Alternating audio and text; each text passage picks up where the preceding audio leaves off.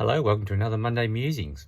Well, straight into it. Last week I mentioned a recently released research by Dr. Vincent Mancini out of the Kids Research Institute of Australia, and particularly in the context of Australia and young men around gambling and sports-related gambling.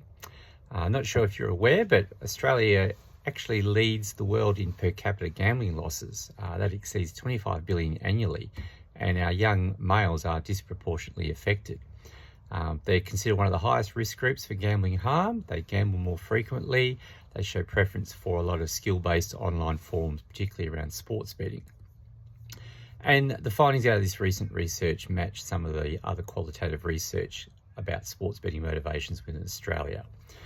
So I've been musing about how much it seems to be that sports betting is becoming normalised and promoted via heavy advertising, constant online availability and exposure.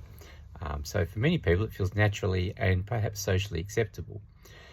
The promotion of sports gambling, there's a number of extrinsic and intrinsic motivations. There's the promotions, the peer pressure, the financial gain, but also the desire for excitement, the social bonding in particular, and the perceived skill-related components where people feel like they're winning or beating the system.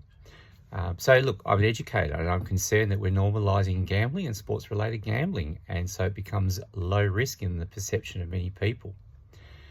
So why am I musing on this and what's my concern? Well, I think we need to start looking at how we address this. And as I mentioned last week, there are people that are addressing that. I'm doing that through the lens of education, but also, look, I'm a father who has sons, and at the moment I'm currently working and teaching in an all-boys school. So I think it's something worth addressing. Early intervention through education, particularly for young men who engage in online sports and fantasy sports betting, I think is the big part of what I can do and what I'm hoping other people want to do.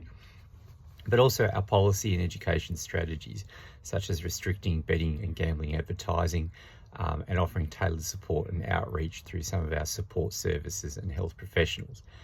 But I think the bigger picture of this proactive and education-focused approach is to tackle the cultural and age-related factors as well, and particularly around underage gambling, because I think if we can educate people while they're in school, while they're of school age, then it makes them be able to critically evaluate how they're being promoted and marketed to, and why they feel that this is okay and normalised. My shout out this week goes to Andrew Nichols. Now, Andrew was my first employer when I graduated from university, not in educational teaching. I moved up to Singapore and Andrew was my boss up there, and his kindness and his patience and the way he